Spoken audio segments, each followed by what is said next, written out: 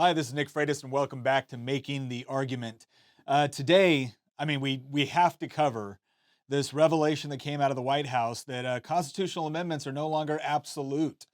And we're also going to look at the six different items that Joe Biden says that he's going to implement through executive order, which he says is completely within his authority and within the boundaries of the Second Amendment to quote save lives. Right, so once again, we have a politician saying that they're going to implement something in order to save lives. What I would love to see is that if he's going to have any metric whatsoever in order to determine whether or not he's doing will actually save lives. But something tells me that's not going to happen. But let's look at President Biden's initial statement here. So there's a statement put out by the White House reiterating his call for Congress to pass legislation to reduce gun violence. I mean, at the very minimum, I'm thrilled that he still thinks we need a Congress.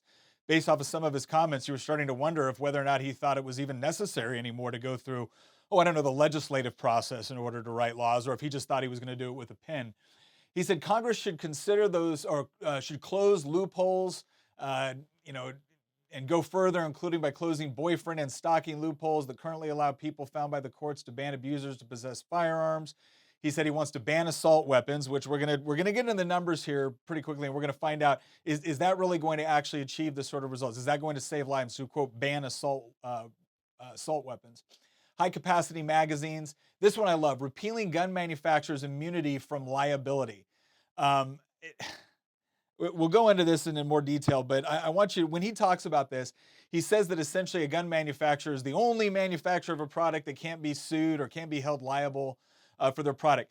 That's garbage. Just so you know, if you go buy a Colt or a Springfield or whatever else, you go buy a firearm, you go buy a Glock, right, and you shoot it and it blows up in your face due to a manufacturing design flaw, you can sue the company. What he wants you to be able to do is that if someone buys a gun and then goes and uses it for a bad purpose, he wants you to be able to sue the gun manufacturer. All right, so I want you to imagine everyone out there right now speeding in a Chevy or drunk driving in a Ford, right? You do something like that, the equivalent would be you could sue Ford because after all, they produced you the car. My gosh, if they hadn't sold you the car, you wouldn't be out driving drunk. Right? That's the sort of absurdity. And again, we talked about this in a previous podcast. The whole effort behind that is that if they can't actually affect the demand, because it turns out free people like to be able to defend themselves, then they're going to try to shut down the supply. Because as soon as they say that you can sue a gun manufacturer, not because they did anything wrong with respect to the manufacturing of the firearm, not because they did anything wrong with respect to who they sold the firearm to, but because a firearm with their brand was used in a violent act. I want you to imagine all the anti-Second Amendment groups that would line up to sue gun manufacturers and essentially run them out of business. So that's what they're really trying to do. All right, so just keep that in mind. He also talks about, and there's an evidence-based community violence interventions. Well, I'll tell you what, actually got a report from a think tank that is not a right-wing think tank that talks about what are some of the ways that you actually reduce violence. Because if he actually wants to use evidence-based community violence interventions, well, then great. We have some suggestions for them that I don't think they're going to like. And then, of course, they also want a national red flag law. So again, the way red flag laws are sold is either as suicide prevention, or this is just a case where when somebody demonstrates dangerous behavior, law enforcement can now come in and confiscate their weapons or their firearms for a particular period of time.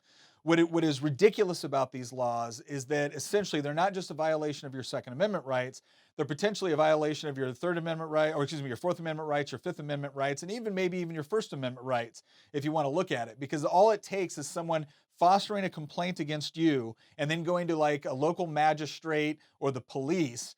In Virginia, you don't even need a judge, right? A local magistrate can issue the order. Now, what's interesting about this is that they're putting magistrates in a position to where if they don't issue the order to confiscate the gun and somebody does something bad, well, now it's on the magistrate. So now they have a positive incentive to issue an order to take someone's firearms, even if they haven't done anything wrong. It's not like you're afforded due process of law in this. Your neighbor says you're a dangerous person or you've made threats against them. Magistrate issues a protective order or a red flag law order. They come in, they confiscate whatever firearms they think you have, because it's not as if there's a gun registry. So they take your firearms and then they leave, and then you've got to go back and argue for why you should get them back. All right, so hopefully everyone sees the problem with that kind of approach to denying someone an essential civil liberty without essentially a court case, your ability to face your accuser, a jury of your peers, nothing. We're just going to come in and take it away. So he wants to implement that on the national side, and then he wants model legislation for each state, right? But he understands that most of what he's talking about there actually has to go through a legislative process in Congress, right? So he said that they're not going to wait to save lives. They've got 6 things they're going to do by executive orders. Let's take a look at it.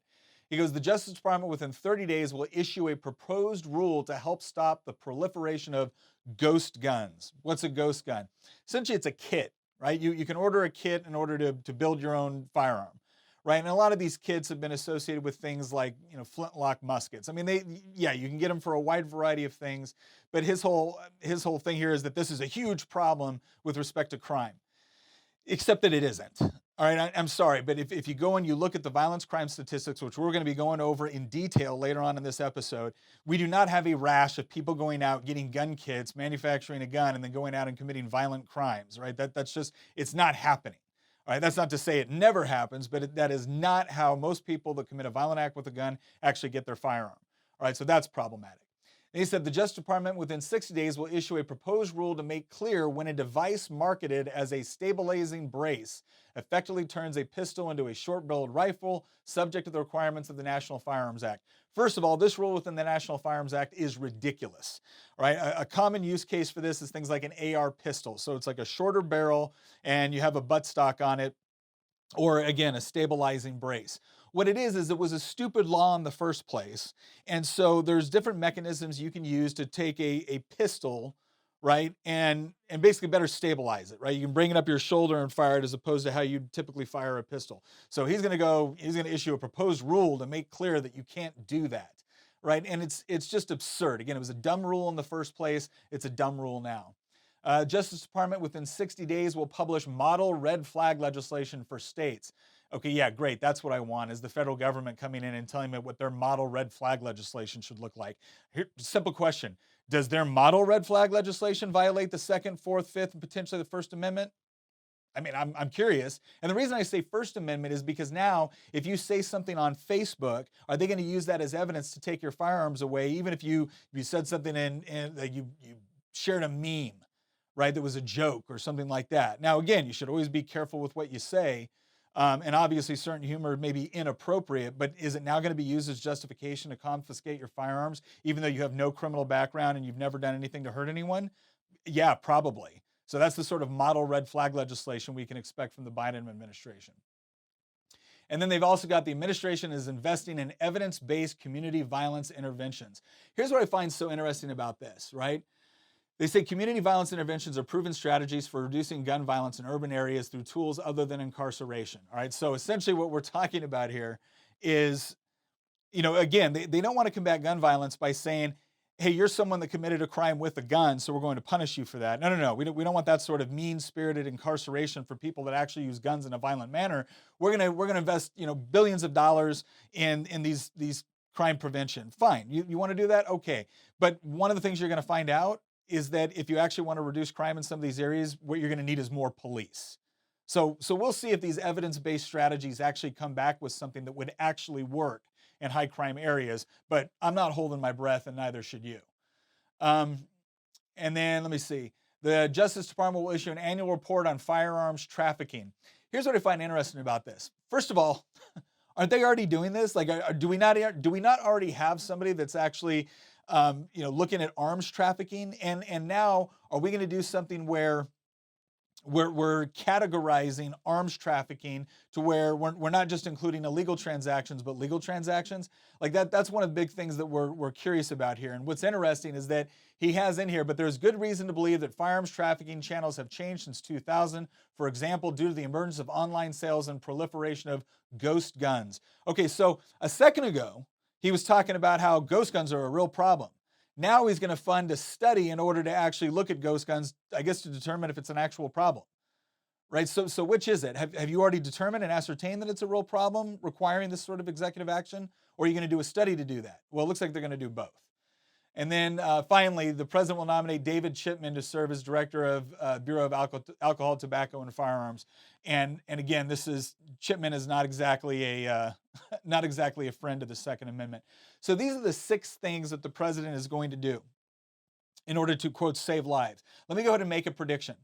This is not going to save anybody's life. This is really not going to do anything. I mean, maybe it'll lead to more red flag laws in states, but a lot of states have already passed those. Maybe they'll modify them to be in line with whatever the federal recommendation is, but that's not going to prevent gun violence. None of this garbage is going to prevent gun violence, right? So they're going to use this in order to make it look like they're doing something, right? None of which will actually help, and all of it is more designed to punish law-abiding citizens than it is criminals. Right, but I don't think this is going to save anybody's life. And just for once, here's what I'd love. When one of these politicians step forward and say, this is going to save lives, or this is going to, whatever. Great, give me a metric. What's a measurable number we can go with? You're going to implement this policy. You say you're going to implement it because it's going to save lives. Okay, great. When we look at the numbers 2 years from now, 3 years from now, 4 years from now, are we going to see any discernible change? And will we be able to link that discernible change back to your policy? If the answer is no, well, then why don't we sunset the policy? Why don't we just say, okay, hey, look, you tried, it didn't work. Now we know it doesn't work, so don't do it anymore. You think they'll do that? No, of course they won't do that. They never do that, right? Reagan said it best when he essentially said that the closest thing that we'll see to eternal life on this planet is a government program, right? They have already convinced themselves that this is what needs to be done in addition to all the legislation that the Biden administration is suggesting. They've already convinced themselves this is the way to do it. So it doesn't matter what sort of data comes back suggesting that, yeah, none of this really worked and all you did was infringe on the rights of law-abiding people. They won't come back and be like, oh my gosh, our bad, let's repeal this. No, they'll expand it. They'll say, well, we didn't have enough power. We didn't have enough money to actually implement this. Or the reason why it didn't work is because we don't have universal gun registration. Right? They'll come up with 1,000 reasons on why their plan doesn't work and why the only solution that they'll accept includes them having more money, more power, more authority at the expense of your liberty. That's what they'll do. Let me just predict it now, and we can look back in 5 years, 4 years, and we'll see if I'm wrong. Right? I'm making an objective statement. This isn't going to work, and they're going to suggest that in order for their plan to work, they need more power, more authority, and you need less freedom. All right, let's see what they do. All right, so now that we know what the Biden administration wants to do, and I do think it was interesting when he said that, a constitutional amendment is not absolute. Oh, okay, well, in the sense that an amendment can be changed, right? We can go through a legislative process. We can go through the process that we have within the Constitution to amend the Constitution. Yeah, it's not absolute in that sense. But typically when a law is on the books and is fairly easy to understand, it's relatively absolute, or as absolute as we can get within this lifetime with respect to law, right? And I would suggest to the president that if he wants to go around saying that, well, a constitutional amendment is not absolute, okay, great. Then neither is your executive order. And which other laws would you like me to treat as not being absolute? Because I can play this game all day long. And what I find interesting is that when it comes to a law or a restriction on us, on you, the people, they think those are very much absolute. When it comes to restrictions on government authority, that's the one where all of a sudden they see a lot of gray area. And that's the difference. The Constitution, the Second Amendment, it is not there to tell you what your rights are. It is there to tell the government what their limitations are, the boundaries with which they're allowed to operate, both from a legislative perspective, from an executive branch perspective, from a judicial perspective. But no, in this case, he wants to say a constitutional amendment, which has been on the books pretty much since the founding of our country, right? 1780s. That's not absolute. But his random executive orders, well, by golly, we all better obey those. And that's what I find disturbing. It's this idea that any restriction on their power or authority, they feel free to ignore or gloss over or suggest that there's some wiggle room. But when it comes to restrictions on us, oh, no, they want those enforced. They want those imposed. And you would better obey them. Yeah, okay, we'll see how that works out for you, Joe. All right. Let's go in, and now that we've established what Joe Biden wants to do, we're going to go through several steps here. We're going to talk about gun ownership in America. What does gun violence in America look like? What does it look like overseas? So let's start off with, what does gun ownership look like in America? Well, according to Gallup, right? According to Gallup, 44% of households own a gun. All right, and according to the Small Arms Survey, there's about 393 million guns owned by U.S. citizens. Right, that's what gun ownership in America looks like. Now, again, if you want to go buy a gun, typically what you have to do is you go to a licensed dealer. You have to go through a federal background check, usually a state background check.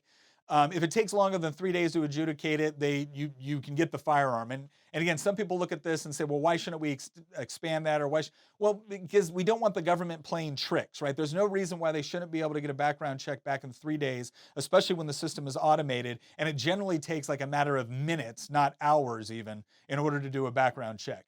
All right, but if you have a situation where you give the government unlimited time, you create an environment where now an administration like Biden's could come in and say, hey, look, we want you to take 20 days for every background check.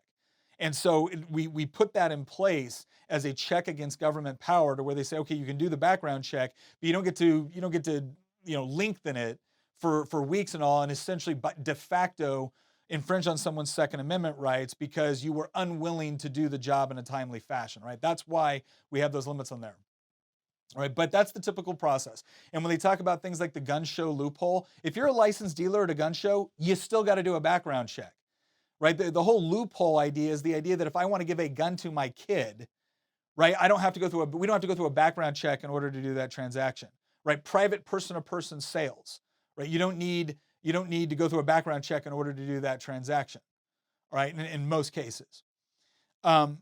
And again, the problem with that is that the only way that you can actually stop that from happening is that if you wanted universal gun registration. And we all know that's what they're really after. So that's why they keep talking about these loopholes. But again, think about it, 393 million guns owned by citizens of the United States. To give you an idea, that's more guns than citizens in the United States. And I'm sure European countries and the UK look at that and just, oh my gosh, they're awestruck. I can't believe how many guns are in the United States. Guess what? I don't care, right? I don't care what they think about it. I really don't. I especially don't care what countries that used to be colonial powers that went in, took over countries in Asia, in South America, in Africa, that they went in there and then banned the ability of the local citizens to be able to own guns because they didn't want them to be able to rise up against their colonial rulers. So I'm not taking any lectures from people that had large colonial empires or have specifically used gun control laws within their own country in order to infringe upon the civil liberties of minorities, like what happened here in the United States under Jim Crow laws. Okay, so again, I don't care that they're concerned with the number of guns that U.S. citizens own. Right, we are a free society. Free people have a right to be able to defend themselves. In order to effectively do that, owning a gun is certainly a good way in order to make sure that happens. Right, and no, we're not going to disarm ourselves because it makes politicians and governments feel scared. We're not doing that. Sorry. So, gun ownership in the United States is a good thing. I certainly encourage anybody that is interested in owning a firearm to read up, do the study, buy your firearm, take the proper training. It's not that difficult to do. All right, but it is a good way to ensure that you can defend yourself. All right, so that's what gun ownership looks like, right? 44%, almost half the country's households have firearms, right? Probably more if in some of these high crime cities they didn't have such horrible restrictions on it. All right, so let's talk about what gun violence looks like in America. So the big thing, the number that you always see thrown around is like 33,000 deaths a year, right? And I'm going to take this from 538, which is another, they do a lot of research. Think tank is probably a good way to describe them in some ways. You see them doing a lot of the numbers with respect to political races and candidates and things like that, but they've developed a reputation for doing pretty good research, right? They're not always right, nobody is, but they did a breakdown of it. They said, okay, 33,599 gun deaths in a year. 21,058, so nearly 60% of those were suicides. Right, so that's someone using a firearm for a suicide. And that is a tragedy. That is a tragedy. But I'm hoping we can all admit that's a lot different than someone using a firearm in an act of violence against another person, another innocent person. Then they focus in on the 12,000 gun deaths a year, right? It's not quite 12,000, it's almost 12,000. 12,000 gun deaths a year are homicides. Now, here's what's interesting about that. A homicide, most people think homicide, they think murder. No, that's murder falls within a homicide, but homicide is actually a broader definition.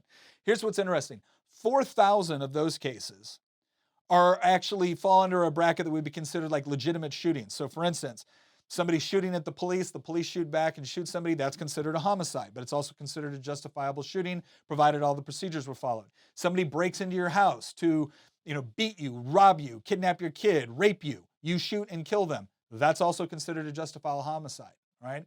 So out of those 12,000 gun deaths a year, which are homicides, 8,000 of them are murders, all right? There's another like 546 accidental, 269 undetermined, but about 8,000 are murders. And when you actually break down those numbers even more, what you find is that they're committed by an incredibly small fraction of not just the population, but the criminal population. And a lot of it has to do with inner city gang violence, not all of it, but a lot of it has to do with inner city gang violence. All right, so that's what gun violence in America looks like, right? So when you hear that 33,000 number, just remember that what we're really talking about, right? And not to say that it's not all important, but 8,000 murders a year as a result of guns. Okay, so presumably that's what we're trying to stop, right? We're trying to stop those 8,000 murders and any other sort of criminal activity where someone uses a firearm to intimidate someone or whatnot. So where do criminals get their guns? Well, it turns out about 0.8%, 0.8, not 8%, 0.8% that we know of purchase their gun at a gun show, right? And a study out of Pittsburgh showed that nearly 80% of criminals acquired their guns illegally. That means many of them were stolen, all right? They were either stolen from somebody or they were purchased illegally in some other manner, right? Buying it, in a back alley somewhere, all right? So like, close to 80% of firearms are used by people that acquired their firearms illegally. That's how criminals get their guns. They're not buying kits and making them. They're not going to gun shows and walking out with arms full of weapons, right? They're getting them illegally. All right, so that leads us to our next question. All right, so now we know how many Americans own guns. We know how criminals tend to get their guns. We know what gun violence looks like, about 8,000 murders a year in the United States committed with firearms. So let's ask the question. Does more restrictive gun control laws and do more gun-free zones make us safer, right? Because that is the contention, right? That is what essentially Joe Biden and the left is saying with respect to the Second Amendment, is that, okay, fine, even if they accept our numbers, 8,000 murders a year committed by guns, one is too many, and so we have to have these restrictions in place in order to make sure that we can lower that number and we can make our citizens safer. Okay, great. Let's look at gun-free zones. Turns out, according to the Gun Prevention Research Center, 94% of mass shootings, and mass shootings are usually described as 4 or more deaths involved in a shooting, take place, guess where? Gun-free zones. Yeah, it turns out that if you're the sort of sick individual that wants to go and kill a lot of innocent people, they tend to target areas where they know nobody else is going to have a firearm, right? That's why you don't see a lot of mass shootings at, gun shows. They happen in gun-free zones. Now, if 94% was used in any other statistic here, I think we'd be able to say, well, that seems fairly overwhelming that this particular approach, namely gun-free zones, is maybe it's not achieving our objective. Now, of course, the left will say, well, gosh, the number would be so much higher if we didn't have these gun-free zones. Would it? Would it? Can you point to something that actually demonstrates that? I understand that's your contention. I understand that's what you think would happen. I understand you honestly believe that when a criminal bent on mass murder sees a gun-free zone sign, they get back in their car and they drive somewhere else. But is that what's really happening?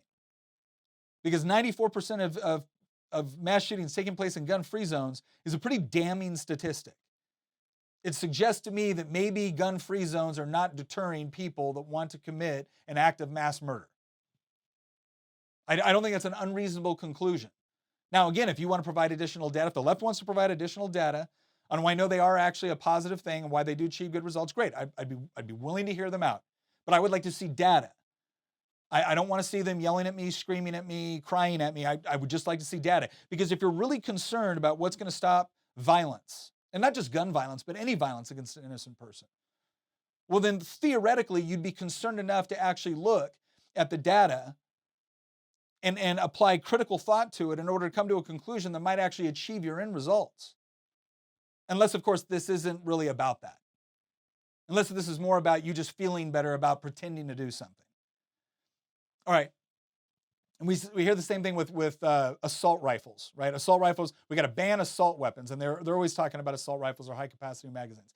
So in 2019, there were 364 murders with a rifle. Okay, and that's a broad category. That's not AR-15s. That's a broad category. If it was a rifle, 364 murders. Okay, now let's compare that with there were 600 murders with fists, hands, and feet in the same year. 600 murders with fists, hands, and feet. There was 397 with clubs, hammers, and bats. There was 1,476 murders with knives. And then if we just want to broaden the category and also include some accidental deaths, there were more deaths of people falling out of bed, 650, than they were with rifles. And here's a very important statistic for Joe Biden. I think this is one he would be genuinely concerned of. There was 1,307 deaths, accidental deaths, from falling downstairs.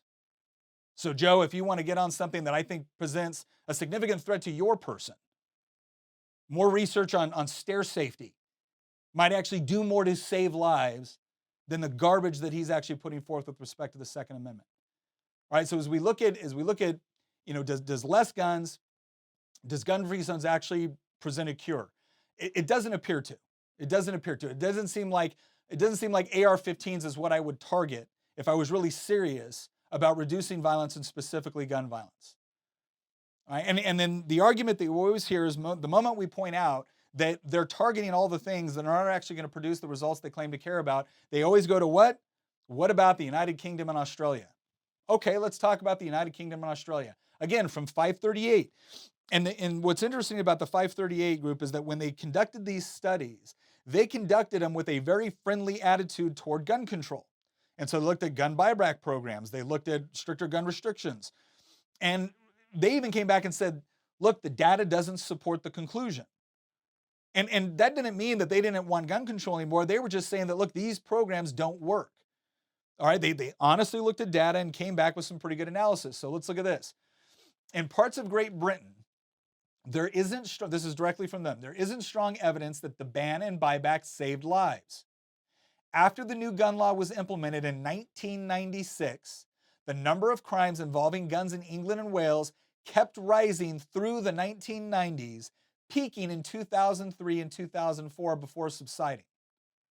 The post-2004 drop is hard to credit to the buyback and possibly occurred because of an increase in the number of police officers. It's possible that any effect of the ban, positive or negative, was swamped by other factors affecting gun violence. So again, the law went into effect in 1996, and gun crimes, not just crime, if you want to actually expand it to all crime, there was a problem in England, right? But specifically gun crimes continued to increase all the way till 2004. So what are you saying, that the plan in 1996 took 8 years to properly be implemented? I doubt it. And I think it's interesting to say that the post-2004 drop is hard to credit to the buyback and possibly occurred because of an increase in the number of police officers. Well, there you go, Joe.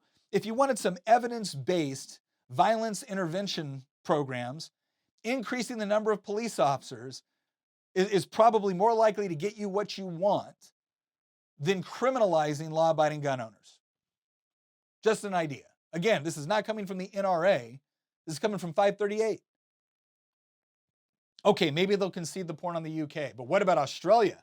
Everyone knows that homicides declined in Australia after they implemented more strict gun bans. So I'm going to read again directly from the study. In Australia, homicides declined after the ban and buyback. This is important, but homicides had already been falling according to a 2003 analysis by criminologists Peter Reuter and Jenny Moses. The share of robberies and suicides committed with a gun declined, the share of robberies and suicides committed with a gun declined, but the researchers found that the overall data was consistent with a story of substitution, meaning people used other weapons for homicide and suicide. Through 1998, the number of suicides, normalized by age, remained nearly constant, and the share of suicides using a firearm fell by the same rate it had been falling before the gun ban. Armed robberies increased through 2000, though fewer were conducted with a gun, causing criminals and potential suicide victims to reach for a different weapon. This is what they say, could be a partial victory for a buyback program. Most alternative weapons are less lethal than a firearm.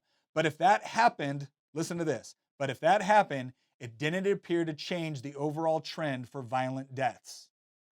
So, once again, the very policies that we as Americans are all supposed to look to overseas as having achieved the sort of results the Democrats are after here, that the left is after here in the United States, didn't achieve those results. And this is one of the most, there's a reason why I think it was Mark Twain that said there's lies, damn lies in statistics. Thomas Sowell talks a lot about this as well, is that you'll see a lot of people saying that, well, this was the number of murders or acts of gun violence in Australia, then they passed the ban and then it went down. No. If you only start recording at the year that they passed the ban, then yes, you can say that, okay, the ban passed and then the numbers went down. But that's what we call a causation correlation fallacy.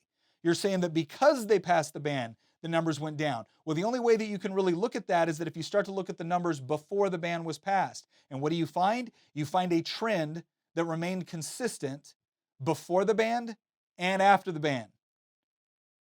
Right? They're making a causation correlation fallacy by cooking the books with the statistics that they look at. And even when they talk about things like red flag laws, like we said, almost 2/3 of gun violence deaths in the United States are a result of suicide. Well, they got rid of the guns over in Australia. It turns out it didn't really affect the suicide rate. What it did cause is a lot of people to have to hand in their firearms. Now, here's my question for you. Simply because gun violence goes down doesn't mean violence overall went down. The biggest difference between a gun versus a knife is not just the lethality of the individual weapon. It also has to do with the equalizing effect of the weapon. All right? So if a 250-pound man comes across a 125-pound woman and he's got a gun and she's got a gun, they both got guns. If he's got a gun and she doesn't, she's out of luck. If he's got a knife and she has a knife, she's out of luck in most cases. But if he's got a knife and she's got a gun, well, now who's in the better situation? And the other question I would like to ask, very simple one, because I've asked this question before where people have said, well, we would be safer if they didn't own firearms. I said, okay, I have a question. If you were in a situation where someone was trying to break into your house in order to commit an act of violence against you, in that situation, would you want a gun or not? And it's funny because I have yet to have one person tell me absolutely not without even thinking about it. They usually think for a second, and then a lot of times you can see them understanding that their argument's about to fall apart if they don't say no. And since it's a hypothetical, they say, okay, well, no, I still wouldn't want a gun.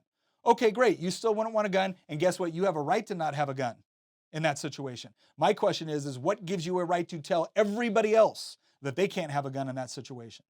And are you going to assume personal responsibility after you have deprived the other person that might want a gun in that situation from having one? Are you going to take responsibility for what happens to them? Well, of course they're not. Because when we actually start to put this into individual situations, and we actually start to put people in the scenarios where they might want a firearm, now all of a sudden it's not so easy. It's not so easy to be glib. And even if they do want to be glib with their own life, it becomes a little bit harder to do with others. And so they usually come back, well, I don't want anyone to have, I don't want the bad guy to have it either. Oh, well, that's great. That's great. Let's just outlaw murder and robbery. Oh, wait, we already have. This is not about what the ideal situation would be in a perfect world. This is about dealing with reality as we find it. And what can the law actually achieve? And what we found, no matter where we go, is that the law ultimately cannot prevent a person or cannot guarantee the prevention of a person from committing a violent act, regardless of what they use to commit the violent act. But what the law does a very good job of doing is preventing law-abiding citizens from having the means to be able to defend themselves against such persons. And that's the real trade-off that we're talking about here. This is not about an ideal world where, we just wish that it was all, lollipops and puppy dogs and nobody hurt anybody. People hurt other people. The question is that, are you going to be equipped to be able to defend yourself? Because it turns out the average response time for a police officer in the United States, 18 minutes. 18 minutes. I live in a rural area. I guarantee you it is not 18 minutes for most of this county. And that's not because the police are doing a bad job. It's because they can't be everywhere. And that's 18 minutes when somebody actually calls. What happens when somebody's in a rural area and they sneak in, you don't know they're there until it's too late? And this leads me into the final point I want to make here. Because we always hear this, and I'll be honest here.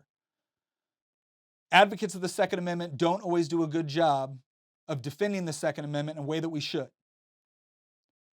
Because the philosophical component is important here, but it is not the totality of our argument. Now, I want you to look at what the presupposition is for the anti-gun movement. The presupposition is guns are the problem. If we restrict the amount of guns that are available to citizens, then we will reduce violence.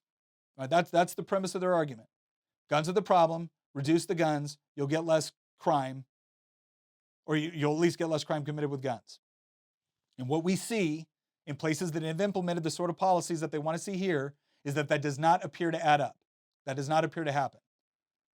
All right, but the overall goal, as President Biden pointed out, is to what? Save lives. Okay, great. So if your premise is a reduction in guns in the hands of citizens saves lives, then it's fair for me to say, you know what? I also want to save lives. I am every bit as committed to saving innocent human life as Joe Biden is, regardless of what the left might want to think of us. I'm every bit as committed to saving lives. So let's consider a different side of this topic. Let's consider guns used for self-defense, because this is something that doesn't come up a lot. All right, now, according to the Center for Disease Control, there was analysis of a Center for Disease Control study, and they found that almost every major survey on defensive gun use said that from 500,000 to 3 million times per year, a citizen used a firearm to prevent a crime from taking place. Now, a lot of people will come back and be like, well, those are bogus numbers because only so many people were shot or only so many people died. Okay, just like you don't need to actually shoot someone to use a gun to steal from them or rob them or rape them, you don't need to use a gun to shoot someone or to kill someone to prevent them from robbing, stealing, raping, beating. Sometimes the mere presence of the firearm is sufficient to dissuade the bad guy that they probably don't want to mess around with you. And when you take into account all of those, you get up to we'll use the 500,000 number. Goes all the way up to 3 million with certain surveys, but let's go with the 500,000 number. So 8,000 homicides, 8,000 gun deaths is what you are trying to prevent with stricter gun laws. Now, here's something we know about criminals, right? And I think I can say this fairly empirically and rationally. Criminals are not known for their willingness to obey the law. So right off the bat, you have to assume that if you pass a gun law, law-abiding citizens, people that generally are concerned about not violating the law, are more likely to abide by the guidelines than, say, the people that want to murder other people, right? I think that's a fair assumption, and I think we can empirically justify that assumption. So right off the bat, the anti-gun policies, by their very design, will have a greater impact on those people that are concerned about following the law than those people who are not.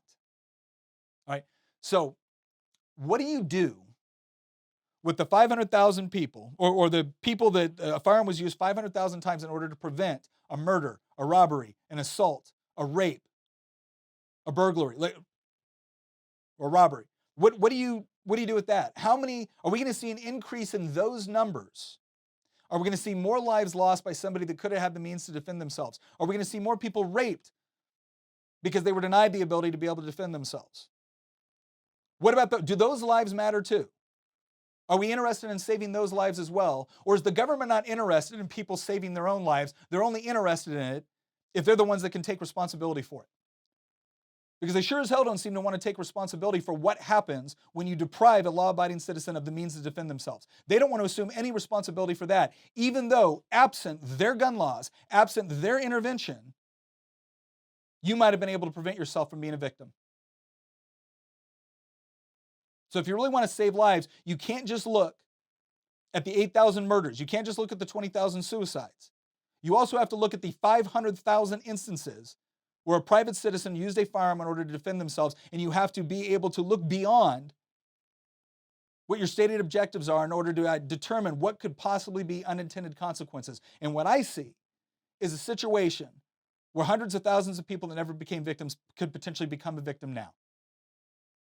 And if they're not willing to take that into consideration, then I would suggest to you they're not as interested in saving lives as they suggest that they are. Because when we look at that, when we look at some other statistics, first of all, this is according to the Justice Department, 57% of felons that were surveyed said they were more afraid of a citizen with a gun than the police. The number of guns manufactured in the U.S. has increased while numbers of homicides have decreased. More citizens, this is a different trend, more citizens have now stopped someone with a gun than the police have. And then analysis of FBI crime statistics looks at counties with concealed carry and showed an 8.5% reduction in murder, a 5% reduction in rapes, a 7% reduction in assaults, and a 3% reduction in robberies. Now, to be fair, there could have been other factors involved in that. It might not just have been concealed carry.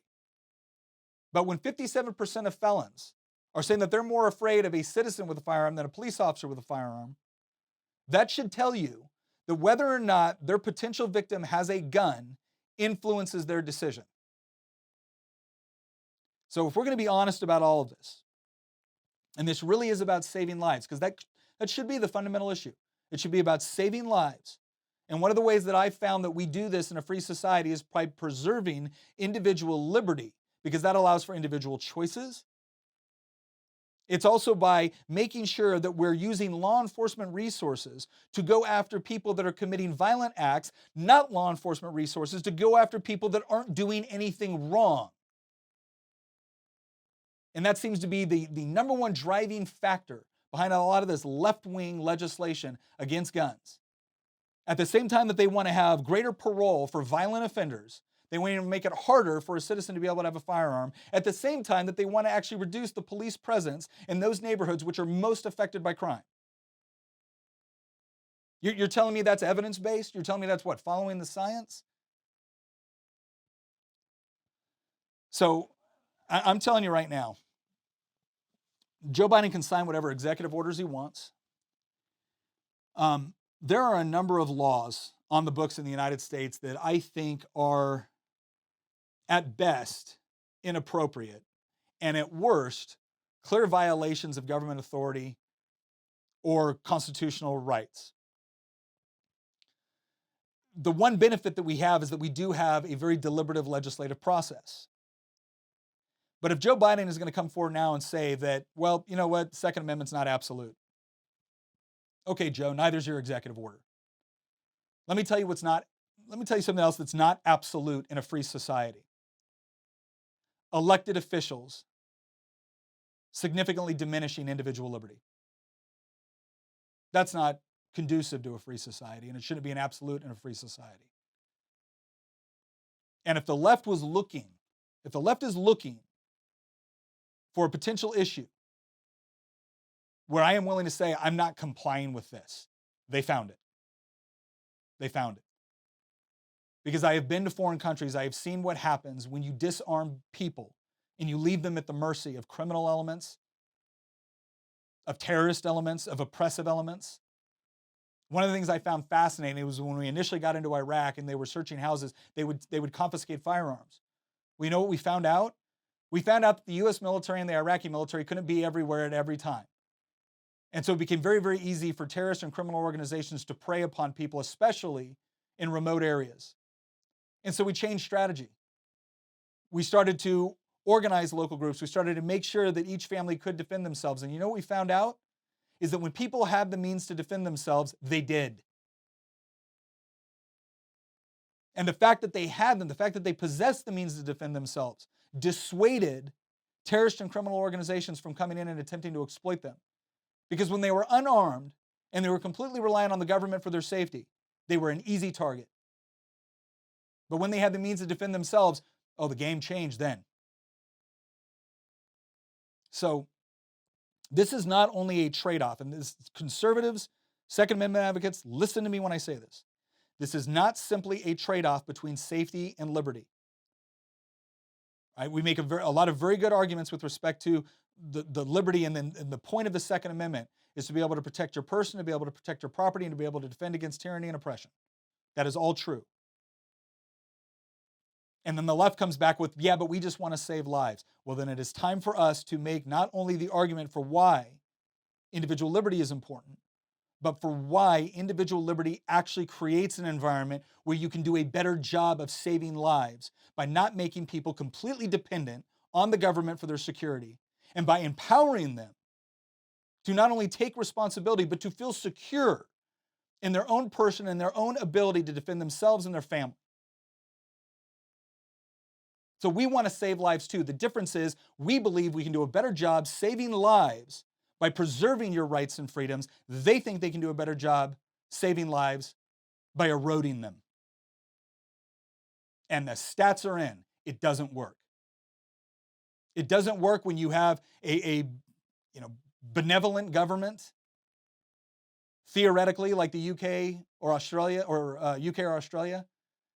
and it sure as hell doesn't work when you have a tyrannical government. Because the dirty little secret is this: the worst atrocities perpetuated through the use of firearms have not been by private citizens against other citizens, it's been by governments against unarmed populations. So who really wants to save lives while preserving liberty? All right. I want to thank you for joining us today. I hope these facts and figures help. I want to encourage you. There's a couple of websites I'm going to share with you right now where we got some of this data. John Lott does a good job doing a lot of research. The Heritage Foundation has done an excellent job with they actually have a map where you can look at all the different individual uses where someone has used a firearm for a defensive purpose.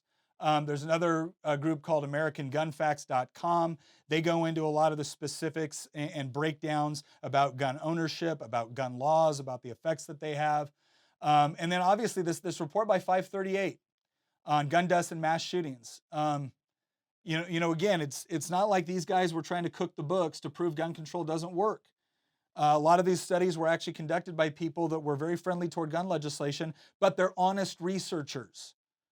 And they're people that actually believe that the best way to curb violence is to do things that work, not do things that sound good in a political soundbite. Right? So I really encourage you to look again. Heritage Foundation has a great survey on this, some interactive maps, Gun Facts America, and then 538. So once again, thank you for joining us on Making the Argument, and we will see you next time.